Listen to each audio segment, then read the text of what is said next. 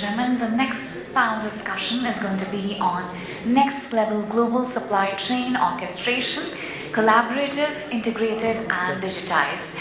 We have a lead set of panelists as well as a moderator who will be extracting all the information from the panelists. So please help me in welcoming our moderator, Mr. Ajay Singh, Vice President, Supply Chain Management, Hindustan Platinum. Very warm welcome to you, sir. We have our panelists with us. Mr. Rajeev Chopra, Director, SCM and Strategic Sourcing, Ola Electric. Mr. Rajesh Kaushik, Vice President, Supply Chain, Sentiss Pharma. Mr. Seetharam Srinivasan, Director, SCM and Services, Harman International India Private Limited. Mr. Pratyush S. Kadam, Head Procurement and Logistics, Evonik India Private Limited. Mr. Sivanand Rao Chaganti, Head Business Process Improvement, Hewlett Packard Enterprise. Mr. Saurabh Garg, Head Enterprise Architecture, Supply and Procurement, Diageo. Mr. Parag Chutke, GSC, COE Logistics, Functional Head, Eaton. And Mr. Sumanth Kumar, Head Sales, Connected Mobility Solutions, Bosch, India. Very, very warm welcome to all of you. I request the moderator to take it from here. Thank you.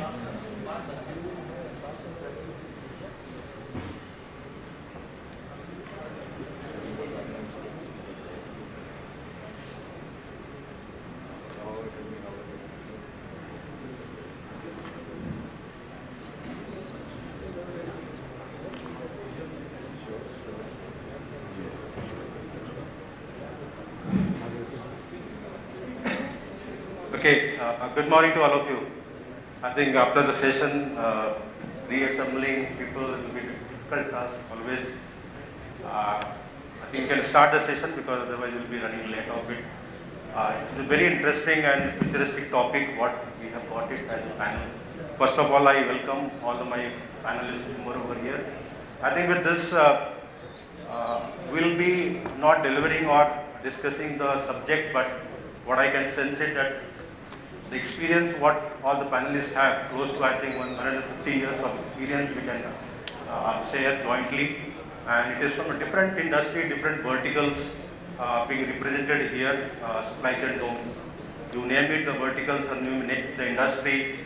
The topic is very interesting of the next level global supply chain, how this collaboration, integration, and the digitization, which is now the buzzword and is happening across the industry. So that will be a point of discussion. Before I set the tone for everyone to start with, I'll just, it was coming in like various articles I was reading it. Last 2 decades, I think the sequence of phenomenon which has happened in the global scenario where we started with near 2000, Y2K has happened. Then sequentially 2008 and 9, this financial crisis has happened across the globe. And 2020, we have seen this pandemic. There is a trend of, because we as a specialist always see the trend. And if you see the trend every 10 years, there are certain things are happening. So maybe to 2029 or 2030 something will be there, so we have to be ready for that. That is where the future has to lead it to us.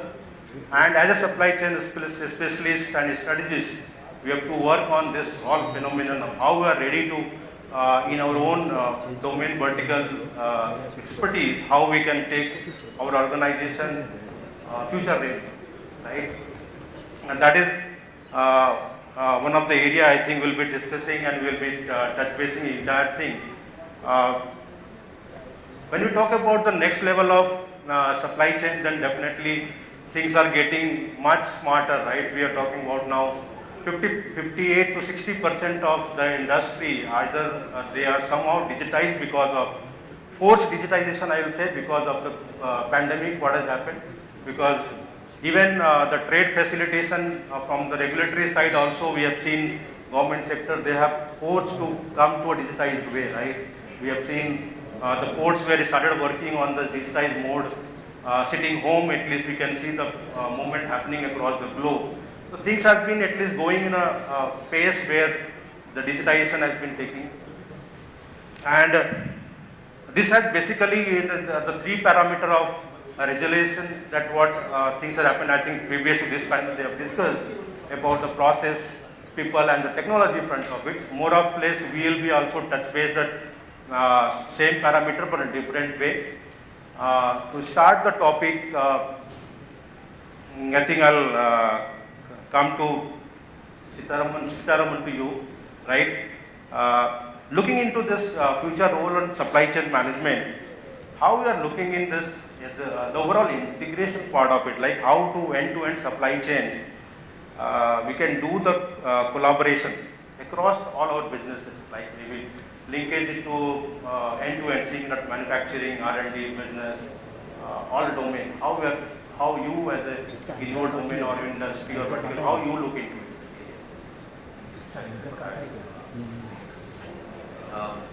Post-pandemic, especially supply chain resilience is the buzzword across the world, right? So, in terms of resilience, if we have to ensure that every corporate has a very resilient supply chain, which was completely made so that it was open across countries, reliance where was very high.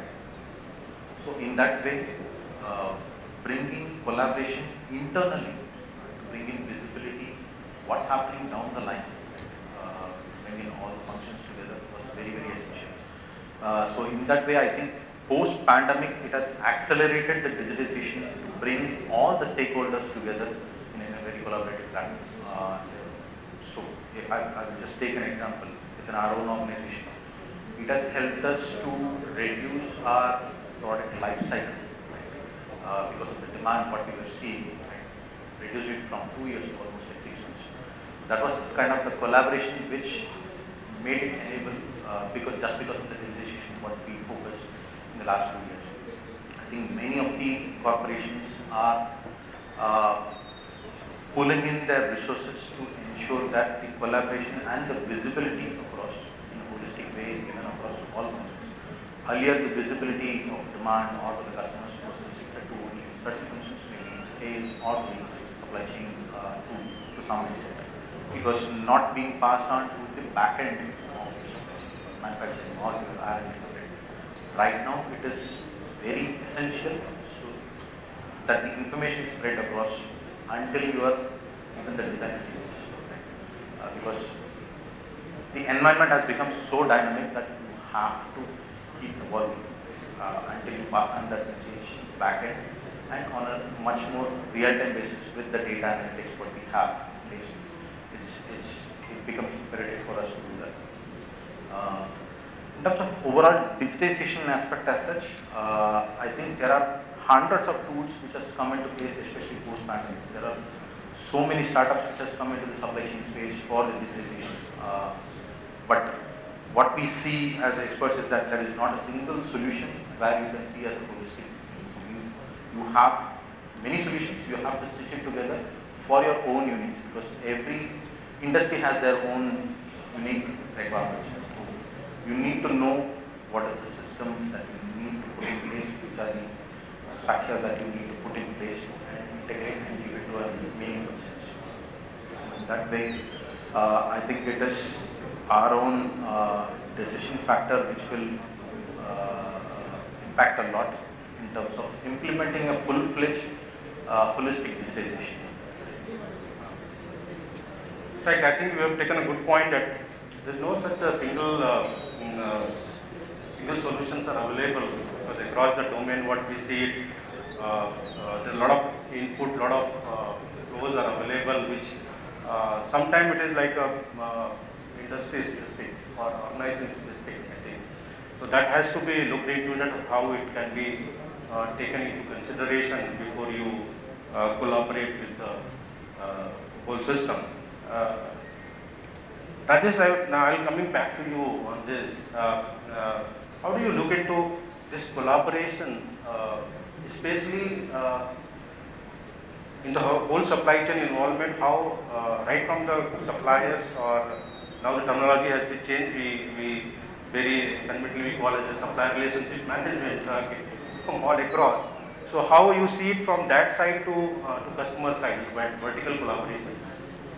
How you look into it? Ajay, thanks a lot for bringing up a very important topic of collaboration, and we look into upstream and downstream of the supply chain. At one side is supplier, where we need to manage supplier relationship management. Another side, which is downstream supply chain, is basically customer relationship management. So let me talk about first SRM. Now, SRM has become a source of competitive advantage. I mean, different companies manage their vendors differently. Some call them vendors, some call them partners. But the way vendors were managed or the partners were managed 10 years back versus now companies have understood that if we work very collaborative with them, then we succeed. And if we are not collaborative, then things may go wrong. And from the SRM side, basically there are 4 C's which are important. And the first C is talk about counterproductive relationship or counterproductive thing, where the relationship between both of them are not good. Okay. And it's a lose-lose kind of situation. That means I don't share the information with my supplier, and supplier is also not sharing the information with us. So it's a sort of a lose-lose situation. And ultimately, both the organization goes where everybody knows that if the relationship is not good, ultimately you go to court. Most of them end up in the court, and you know the situation of court. They keep on fighting the cases for a longer period of time. So that part, starting with that part, the second part which is important is competitive relationship, which is sort of win-lose situation. That means I win and you lose. So everybody tries to take the share of this relationship, and the companies really compete. And in this case, some share the information, some don't share the information. But transparency is again missing in the second model also. If I move to the third model, which is sort of a cooperative kind of environment where companies start cooperating with each other, and this becomes a sort of a win-win situation.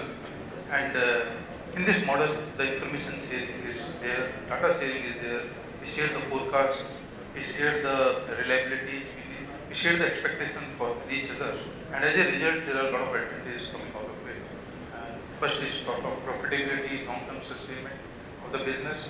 And the fourth model is very clearly the collaborative model, where the company try to integrate themselves and work very closely in terms of sales data.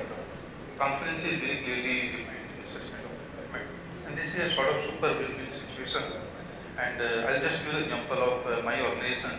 So, top pharmaceutical companies, employees are sitting in our plant, and we take a call. I mean, we have the SNOP meeting with them, and then we take a call, what do we produce, how much do we produce, and what kind of raw material is required. So we work very collaboratively, and not only with suppliers, but supplier also have to go up to that extent to take the advantage, understand the complete upstream supply chain. And the purpose is to really align digitally, align through SNOP meetings, and make sure that we all are updated. And as a benefit, we all have the win-win situation over a period of time. It's not there is no conflict, but conflicts are there. We solve the conflicts. We make sure that we strengthen the upstream supply chain part.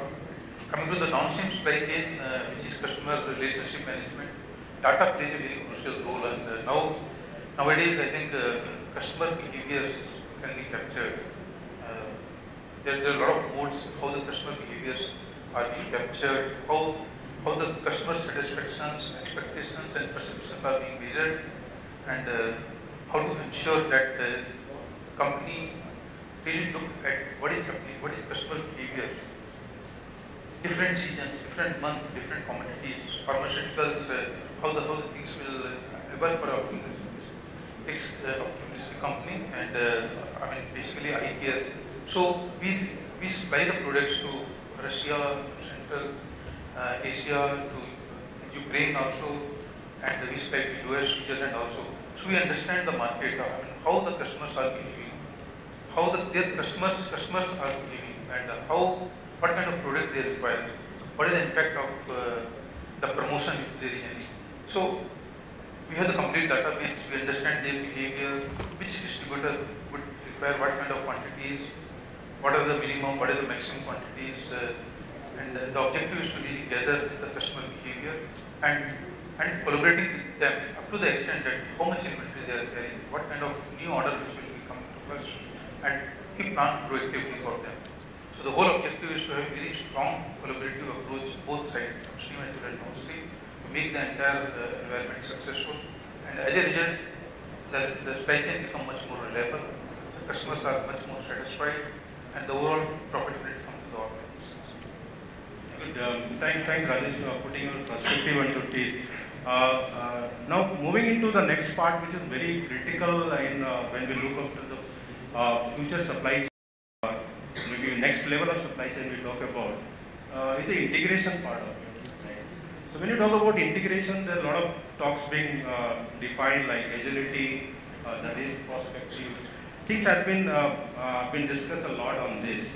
So Rajeev, coming to you, how you see the suppliers needed a collaboration or integration perspective, looking into the cost, time and the quality part of it.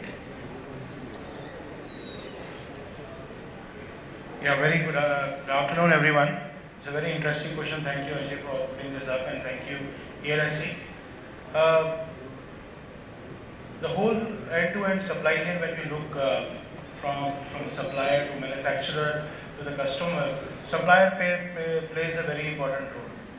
Now, any manufacturer, I'm right now, I'm from automotive, so I will be talking more on the manufacturing side and the service. So from the manufacturing side, 40 to 50% of any product which the manufacturers are selling is mostly from the raw material, which is given by supplier. The supplier plays a very important role, and to make sure that the end product, whatever is made by the manufacturer, goes to the consumer and is appreciated and is demanded. Now, the three metrics which Ajay has talked about, cost, quality or time. Now, coming to the time per se, any manufacturer will pay anything to the supplier to get the product on time. Now, how is it possible? I will say the mantra which companies or manufacturers are right now adopting is to collaborate as well as co-create. So, right when the wheel is started, when the definition of the product is getting, the inception has been done, the suppliers are getting involved early in the product because they know the things which they need, because they are making that for years together. So their inputs from the design perspective, from the how to make it faster and how they can bring value into the whole system helps. So companies are ready to pay anything. If suppose they want, they can reduce the time and bring the product faster and benchmark to the industry. So a design for manufacturing and all, suppliers are involved well in advance. We know that this has already been done. But many manufacturers are not understanding that this is a very important part of the whole system. So coming to the other thing is cost. Before I come to the cost, I will just tell a study which was done by Harvard Business Review. And this study basically says that in US, the suppliers were much more satisfied with respect to the relationship they had with Toyota as well as Honda, rather than the big three. So what is the reason? What is the reason behind that Toyota and Honda have much better relationships, and because of which Toyota and Honda were able to bring product faster in the market of US, and especially the time and also quality and cost. So a relationship builds only with there is no such book written on it. There is no mantra for that. It's basically when you work together with your supplier, have a trust, have you build with them, and make sure that at situations they can augment their synergies into the manufacturers. So communication channels have to be very open, and for that there are metrics which are defined, and these metrics are jointly made with the supplier as well as the organization, the manufacturer, and which has to be timely checked, mutually checked that are those metrics are being followed or not. There are instances where the supplier itself designs the product and the manufacturer just checks that it is okay or not, especially the proprietary part of the business. It may be the headlamp, it may be the wiring, it may be such type of. The supplier knows the thing very well, much in advance, so he designs the product. And there are organizations which have understood that this type of relationship will help them rather than they inventing the wheel, the supplier is given that opportunity.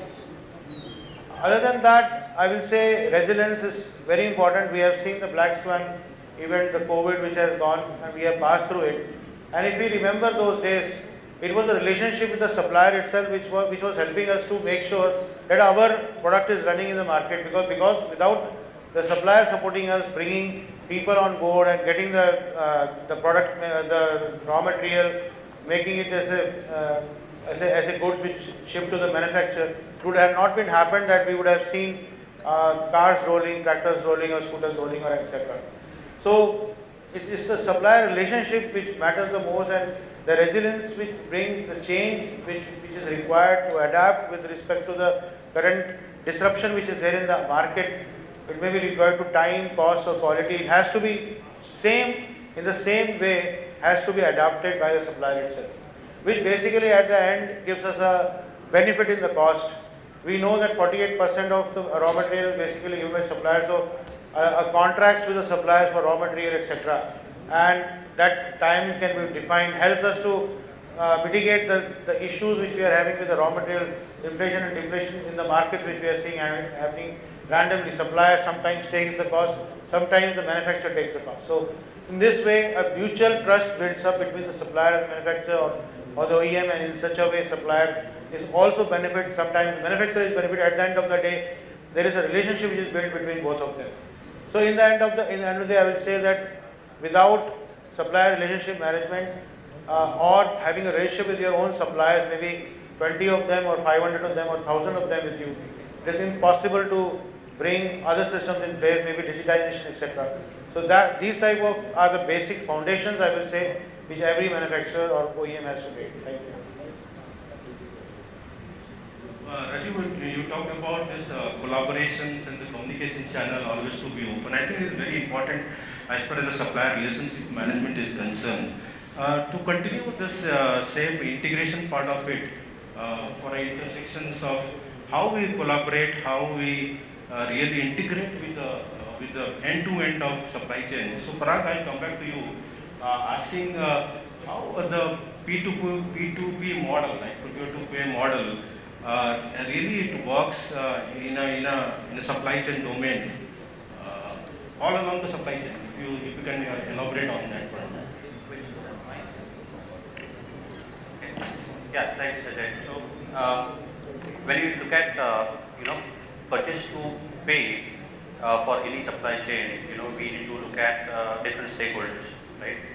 So, when you look at raw material suppliers, those are now partners, right? When you collaborate more with them, you build that partnership, and that's where we need that collaboration with suppliers, not only suppliers but entire supply chain, where we have raw material suppliers, logistics service providers, or even small transporters within supply chain. Then only that's possible to have integrated, or I would say 360-degree integration of all stakeholders as well as all the systems together, because even within one organization you have different systems for different business models, and then connecting internal ERPs with external suppliers, that's where we have a challenge. So when we look at going to those partners, the challenge would be when we try to collaborate or integrate all those systems and stakeholders.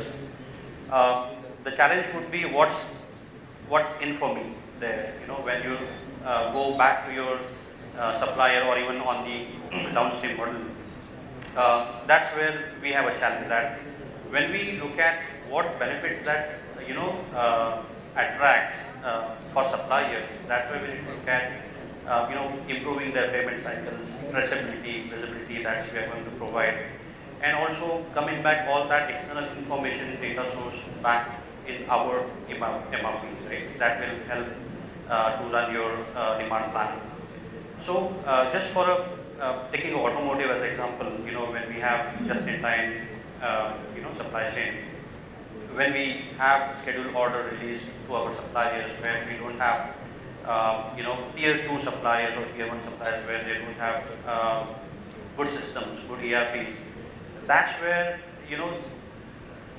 there are some platforms that we need to provide to those suppliers where they can, receive those, orders, or we have better communication with suppliers on orders on ASN, how we have EDI invoices coming in from suppliers where, you eliminate all the manual process, and then that's where you improve suppliers' payment cycle and visibility.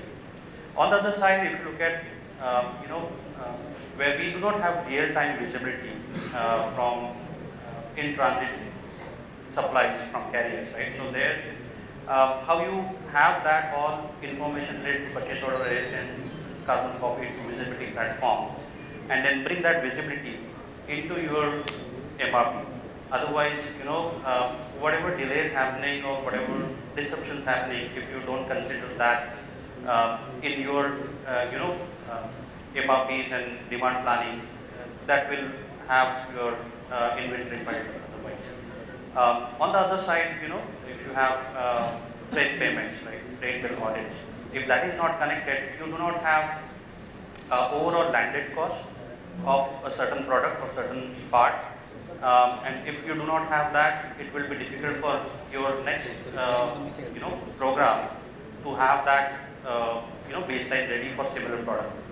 So I would say collaboration with suppliers on getting them on, integrated supply chain, and how can you have basically integration of a complete supply chain systems, that is important. Otherwise, having that traceability and visibility, will not have in your overall supply chain.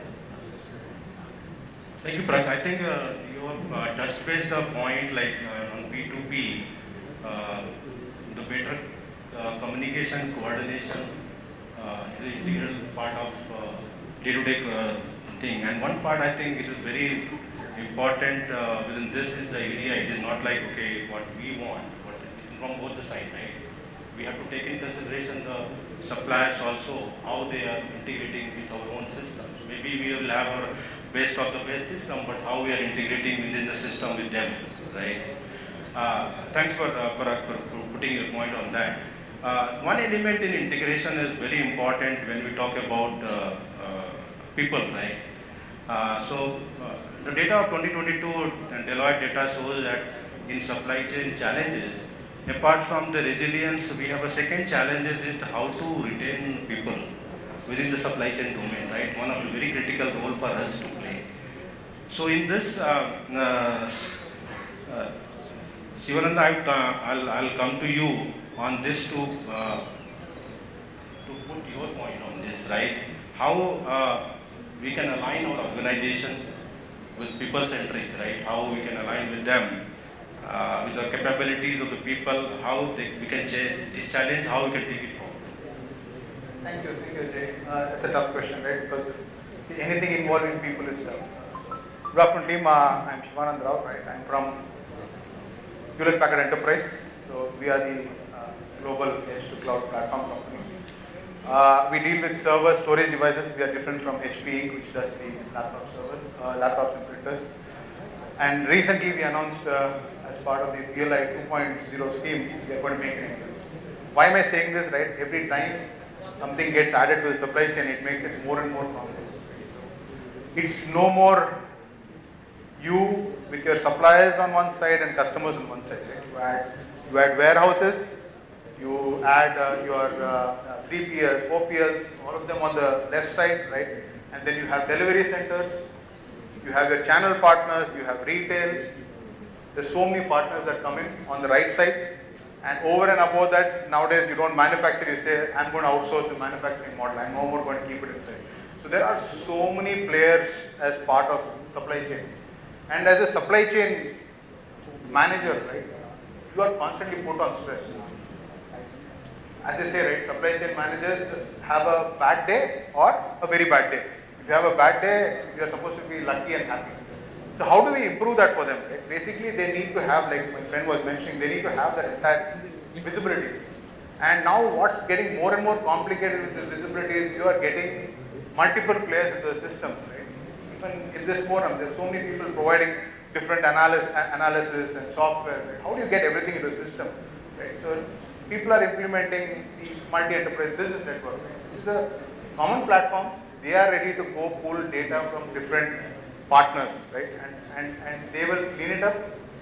They will give it to you in a way that you can consume it. That's something that you need to do. And now, like I heard words like share, collab, just in time, right? All this is possible only if you have the data. If you don't have the data, you are not going to do that, right? So that's very, very important. And then on the right side, we spoke about this is manufacturing till manufacturing. To speak about right side, we spoke about customer satisfaction and customer experience. How do you do that, right? So there are so much complication nowadays where you say you can't deliver D plus 1 day for some commodities. You can't deliver D minus 1 day for some commodities. You have to deliver on D day. It becomes more complex there. So if you are able to predict how the supply chain is going to work, that itself makes the role of the supply chain manager easier, right? And then you enhance his skills. How does he read from it? How does he take action with it? Which is where I would say, picking up from what my friend said, you go more from informative to decision making to execution. Right? That is where you will get to finally. And then of course, people spoke about metrics, and then how do you build metrics and run your entire organization as part of it. That's how I would see the entire organization, people and digitalization working together, collaborating together to take the supply chain. Thank you, sir. I think Sivanand, you touched base the point, which is very eminent, I think very focused one as far as the considering the skill enhancement within the supply chain domain. I think there was a good point we have raised. Now moving forward to the technological aspect of it, I think it is very dear to all of us. Right? When we talk about supply chain nowadays, we talk a lot on technological front because our life goes daily on the basis of how improvement, technological innovation or improvement we are doing it. So, Saurabh, I'll come to you on this. Considering the complete innovation structure, like if you look it from the supply chain domain, when you talk about future, I think we need to talk about like strategies, right? Strategies that too on the technological strategies. So, how you take it as a this innovative strategy in form of ROI, like that is one of the critical factors always be there in our domain. So from that perspective, how we look into it and how it will become a competitive advantage onto the organizations. Thanks Ajay, thank you everyone. First of all, I would like to thank ELSC for giving me the opportunity to share my thoughts over here. And when we talk about the word innovation, and considering the fact that I am from a digital background, I'm responsible for the digital architecture for Diageo global supply chain procurement. I would like to share my thoughts of innovation around digital. And in the opening, when Ajay mentioned that in 2000 we had Y2K, 2008 we had some financial crisis, 2015 we suddenly realized we are too late in sustainability, that comes into place, 2020 we had COVID. Man, whatever technologies we are talking about today must be somewhere hypothesized way back in 2000, somewhere, or whatever it is. Now, the first principle, what I believe that in innovation world, we should prioritize being progressive over perfection. Because if we keep looking for perfection, I don't think so any of our board or senior leadership is going to give you even a single penny, because it's not perfect use case. And that's where innovation completely fails. So what I will do, I will share my thoughts into three different parts. First one is how the organization innovation capability is being structured based on certain maturity model, and I will borrow Gartner's simple maturity model. That's the first piece. Second thing is once we have ideas and innovation in our organization in place, how can we actually select the top use cases or ideas to even get the seeding investment in those areas so that we can go ahead. And then the third one, we can talk about a couple of the real use cases what I'm working as on today. That's what we can do. And if time permits, maybe I can open the question to panelists, because innovation is just too wide topic. So let me start with the first piece, that how the organization innovation structure typically can be categorized. First one is of course the reactive, the organization which are reactive to the innovation. That means individuals are driving innovation. I'm sitting there in a certain role and suddenly I got some idea. I will start running, oh, this idea is great, let's go ahead and do it. It may not get approved, whatever it is. Second time is like active. Yes, there is some kind of culture already existing in the organizations that, and I'm talking about the digital world as of now. Of course, R&D innovations and many more things are always there because they are bread and butter straight away linked with ROI. But digital innovations linked with ROI is a little challenging topic. So active means something is already there. Third one comes established. That means you have a dedicated wing for the innovation. When I say dedicated, not as a team altogether, but within the supply chain, you have certain individuals who are responsible working with the team, coming up with those areas. That's where typically what I have seen, the leadership has started putting some seeding money as a budget when they come up with the overall AOP and the budget plan. But typically in reactive and active, I do not see we have separate money carve out. It is like you have to explain your data to get the money out. That's where established. Then it comes the progressive ones, and then pervasive, which is like innovation is a clear cut around the organization. Everyone talks about it. There is a AOP happening. There is a IT budget which is decided based on global organization. 2% is typically of revenue. If you talk about the within the India, it's around 0.8 to 1.2. And typically what I've seen, 1% of that IT budget generally getting allocated. Few organizations can do, depends on their supply chain, to 2%, 3%, 4%, depends on what kind of, and I'm talking for an example of FMCG. If it is like more like consultings or like EYs, IBMs or software companies, oh, and there can be a huge budget than this 1 or 2%. So this is what typically happens. Now question comes up, once we are in more established, progressive and pervasive culture kind of thing, certainly there are multiple ideas are bound to come. And ideas can come any point of time because killing ideas is actually killing innovation itself. So that's not a great idea. How we are going to ensure that which idea is going to give us some results? Now, you will say, oh, of course it is an innovation, it is a hypothesis, we have to try and prove it, and then we will let you know whether it can be done. But there is a simple exercise what we can actually follow even before shortlisting the idea and putting a seeding investment on them is like a two X and Y simple axis. X axis would be functional fitment, Y axis can be your technical or ecosystem fitment. So when we talk about Y axis, simply ask a question against an idea. Is it helping you to improve revenue or the customer base first? Is it going to reduce my cost structure from my supply chain? That's the second one. Is it going to bring more cash flow into my system? And the fourth one is certainly very important, carbon. We usually ignore this. 2015, 16, we only decided, oh, Earth is in trouble, we need to start doing something, or we need to go sustainable. And you might have already seen loads of things are happening in every organization to be sustainable. Okay. And the fifth one, which always come into play, is statutory, legal, which you can't skip. You need to be innovative in those areas and make it happen. That is something we'll tell you between 1 to 10 ratings. Do by yourself, whatever team is, you will get the answer, which one is more functional fit, theoretically of course, because you are still talking about hypothesis, not the proofs. Okay, and then it comes more technical fitment, which is like your typical people, process, data, technology ecosystems. I'm talking about probably an innovation being a FMCG and trying to bring AGVs in the world. Yes, it makes sense, but I have to go outside to the partners who can actually do it. I can't make my AGVs as FMCG. Okay, so a little bit of things are there. We are talking about Gen AI, which I'm going to talk about in a case study.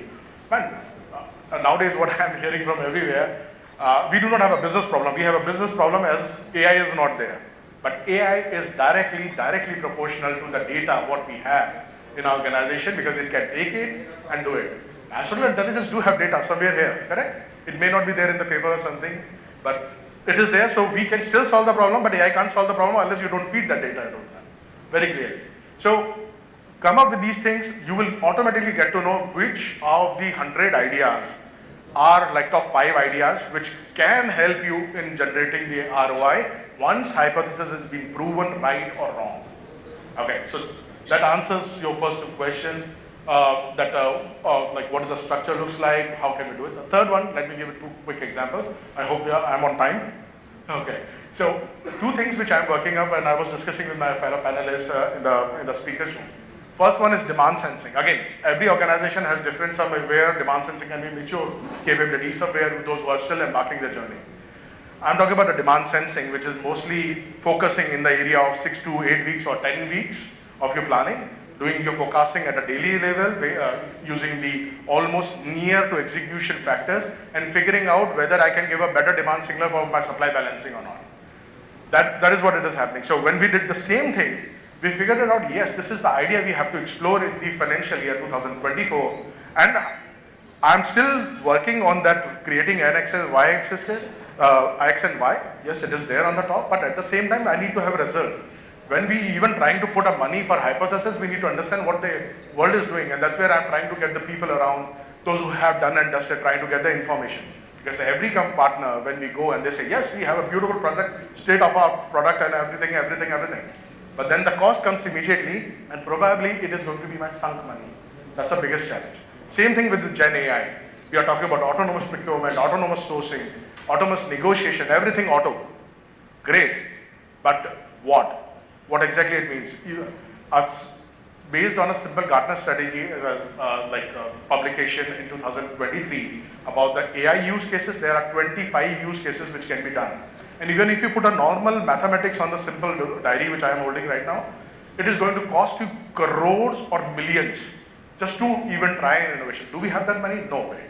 So we need to figure it out. Our internal ecosystem, do we have the right maturity to even start that innovation or think about it, so that we can convert that hypothesis into the reality.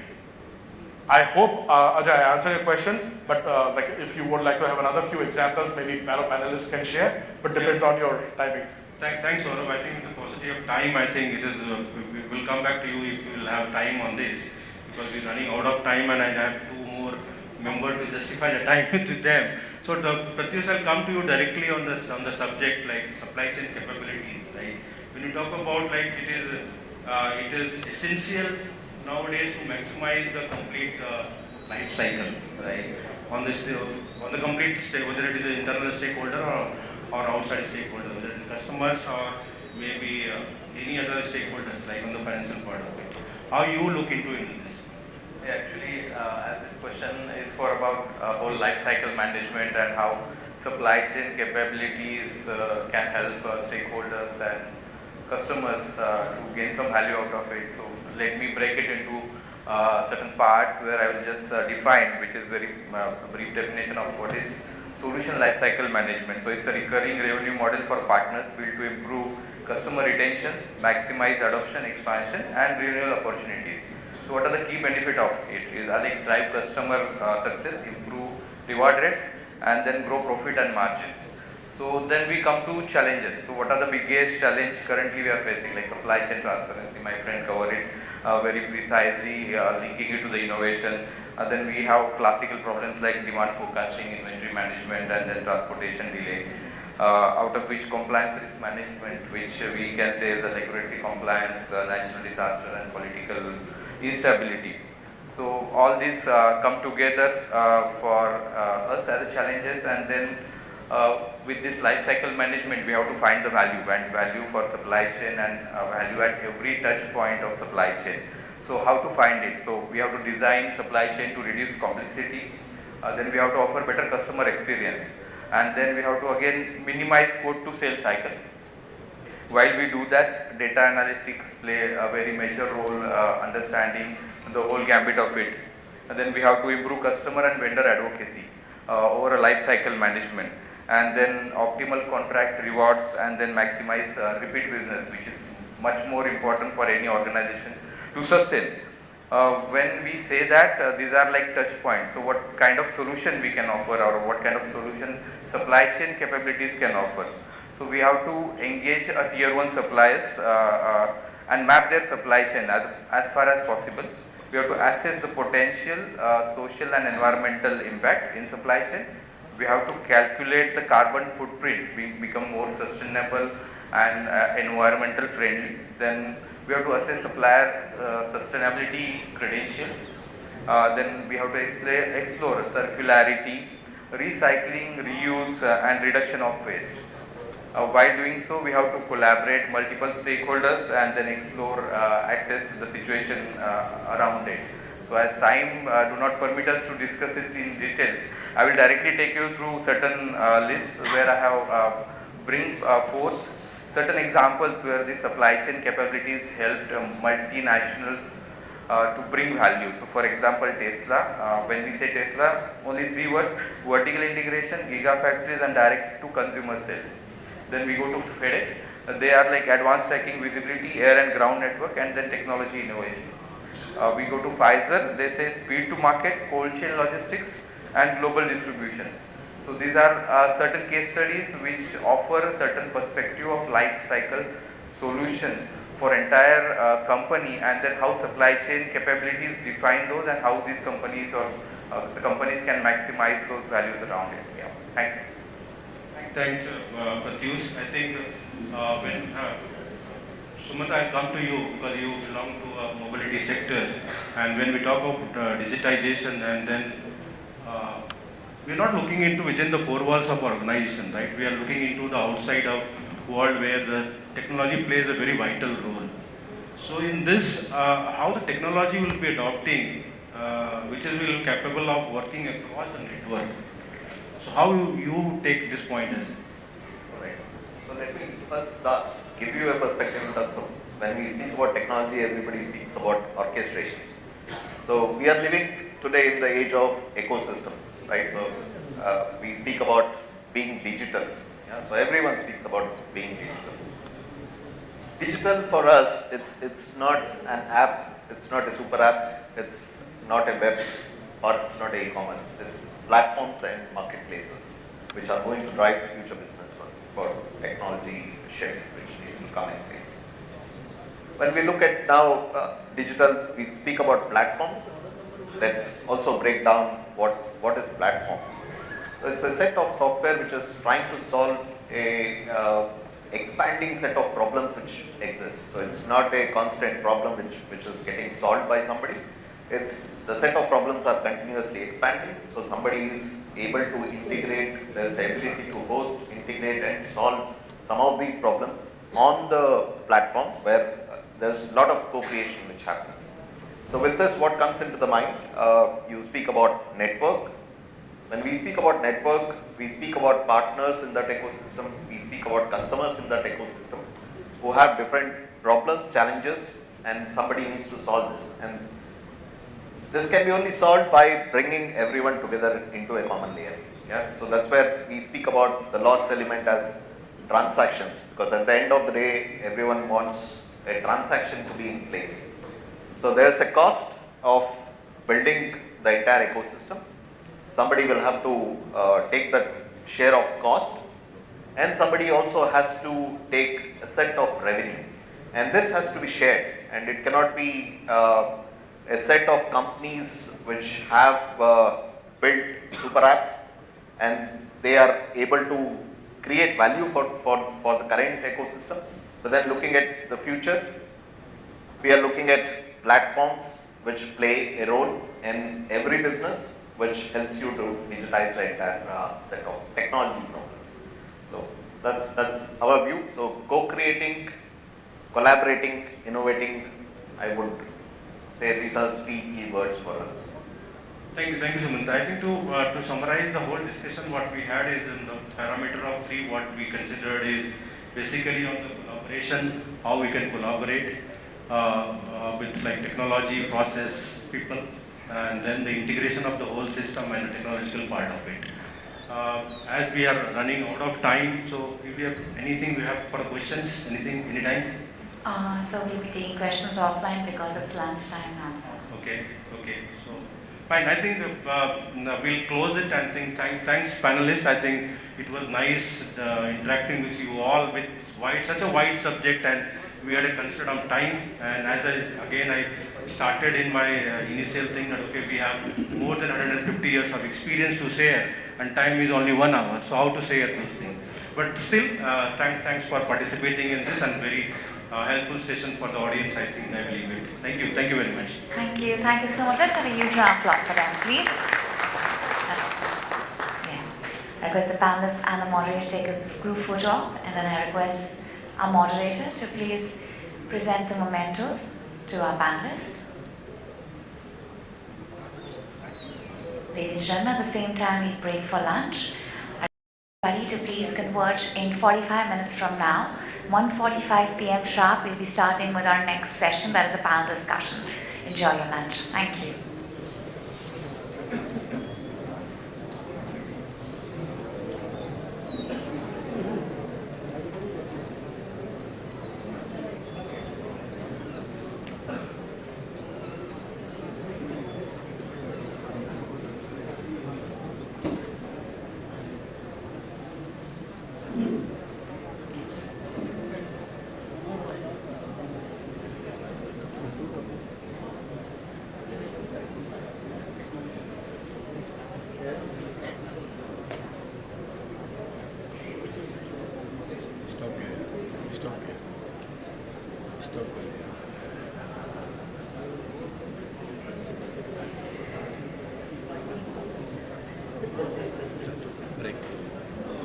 Okay. Lunch ki break.